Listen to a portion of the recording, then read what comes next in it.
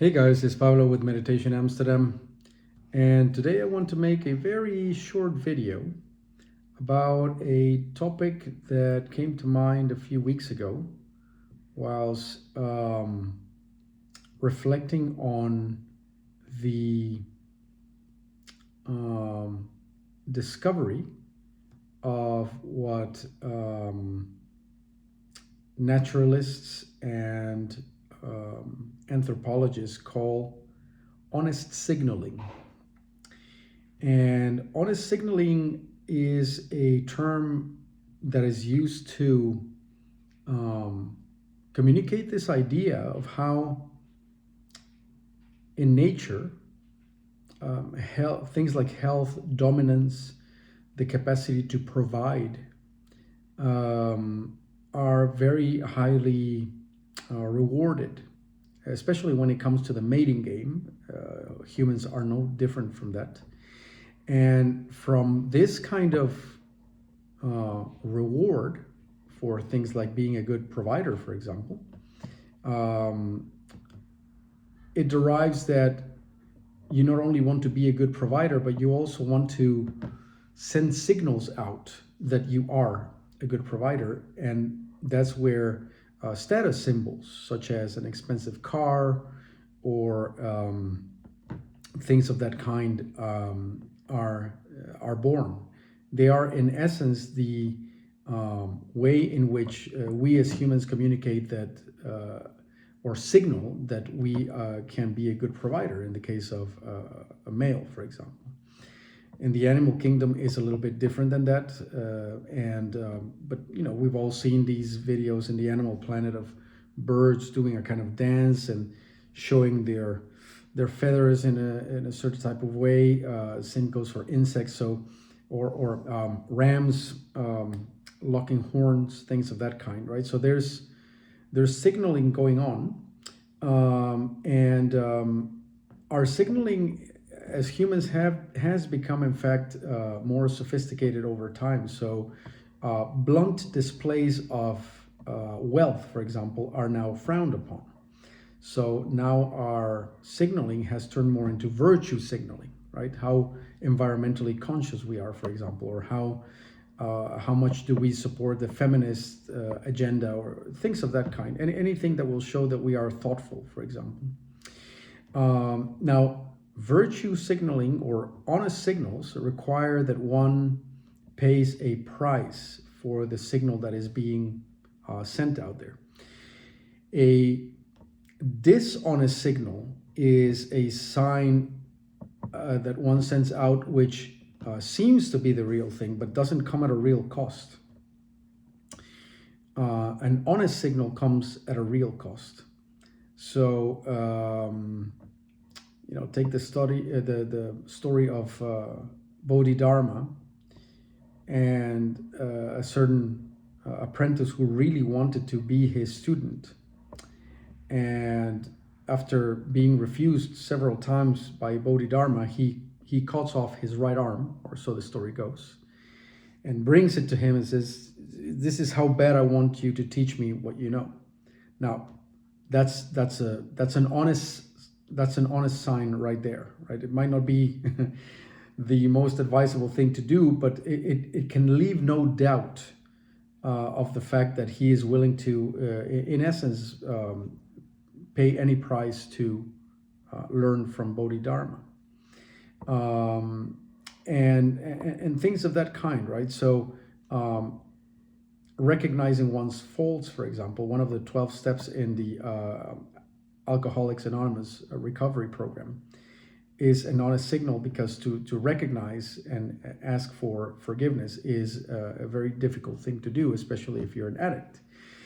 Now, why all this preamble to what I'm trying to say here, and this notion? And I need to now look up the exact title of the video. I called it "The Only Thing That Proves Your Divinity." Is that in order for us to not so much prove our divinity, but rather believe in our own divinity, is we need to provide ourselves with a truly honest sign truly honest signals or a sign that this is actually the case. And everything else will not quite suffice. Everything else will be perhaps a bit difficult, perhaps exciting, but it's just not going to cut it. We will know in our heart of hearts that the ultimate price has not been paid, and therefore it ain't good enough.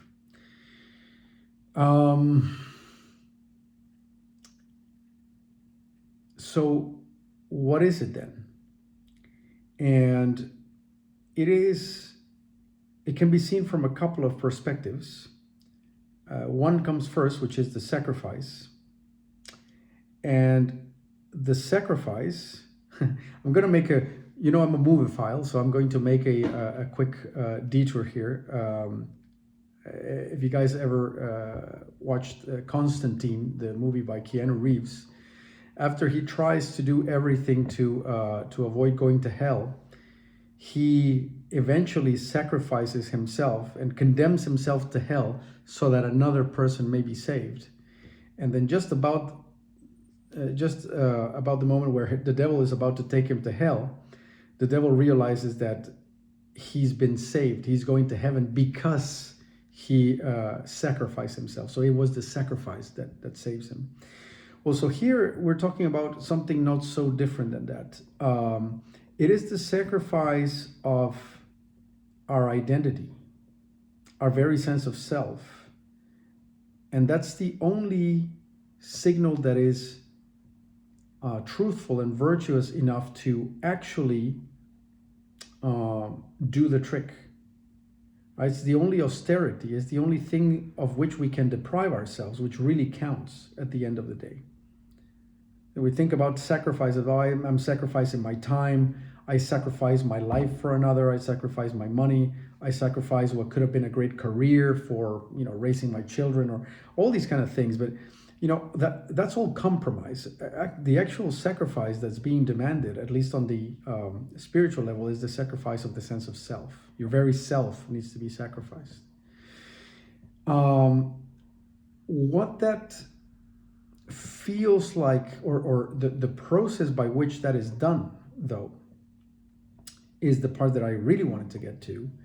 And that is that the only thing that really proves our divinity is our capacity to fully embody our humanity,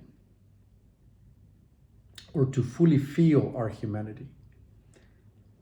Only a divine being could withstand the intensity of what that actually means in its fullness. Because our humanity in its fullness is not just the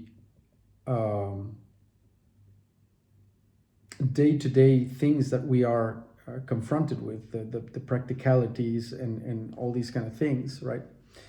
And it's definitely not just the pleasurable parts, but it is the full and direct feeling of things like complete despair, or grief for that which we love the most, which, spoiler alert, is our sense of self, or the full experience of abandonment, or the direct knowing of our vulnerability and our mortality.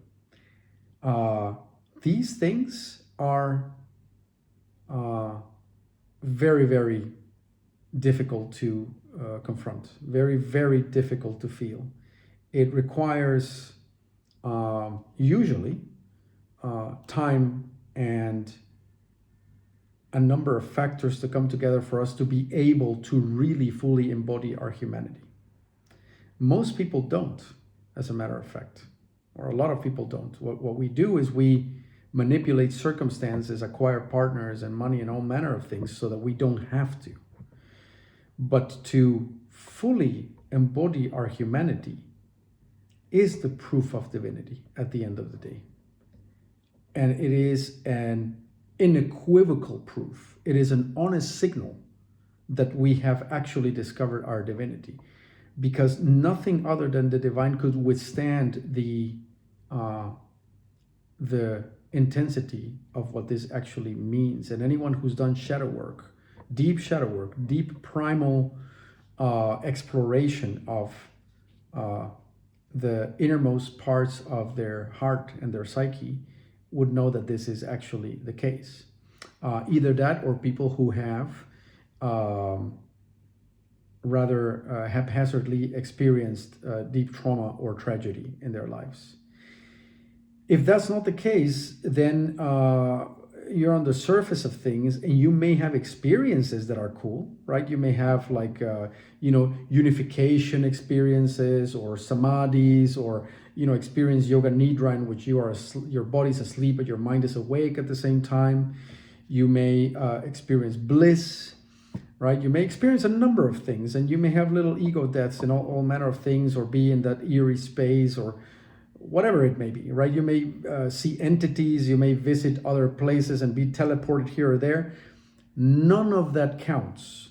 All of those are, as a matter of fact, the equivalent of, if we want to be very shrewd about it, dishonest signals, because they are all fireworks, and they're interesting, and they may be intense, and they may be indications that we are on a path which is opening our psyche and eroding the sense of self by and by.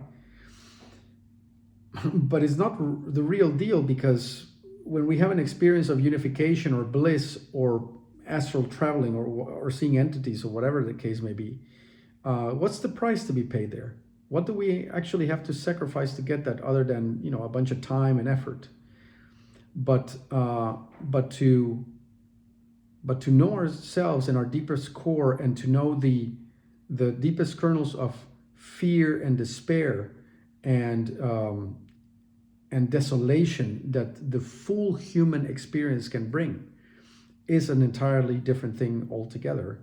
And it constitutes, to me anyway, and the way that I've learned to see things, a truly honest signal that we are starting to truly embody our humanity no matter what, which in turn indicates that we have come to realize our divinity in a more clear kind of way. Ironically, as Morpheus says, nobody can be told what the matrix is, and that's one way of saying that the sacrifice comes first and the bliss comes later, right? You have to pay the price of entry first. You have to pay the boatman. This parable, or this tale of the Greek tale, that you have to pay in gold to the boatman that takes you to the other shore. You first pay, and then he takes you to the other shore. And this is pretty much the same. First, the sacrifice of the sense of self and preferences, and the desire to not feel our darkest affects needs to be surrendered. And once they are felt, then we come to realize that we are nothing but empty divine awareness that can go into those spaces, but only after the fact, of course, which is what makes this entire thing so damn tricky, right? So yeah, I wanted to share that one. It turned out not to be that short a video in the end, but I thought it was an interesting topic. People are looking for proof of their divinity, but without willing to pay the price to truly demonstrate it to themselves. And if we want to really be sure, there can be no other way but to go all the way and go where we need to go, despite our typical preferences not to go there.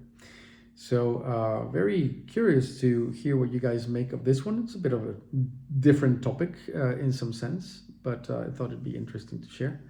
And if you think it is interesting to share, then do share it with others, or like and subscribe.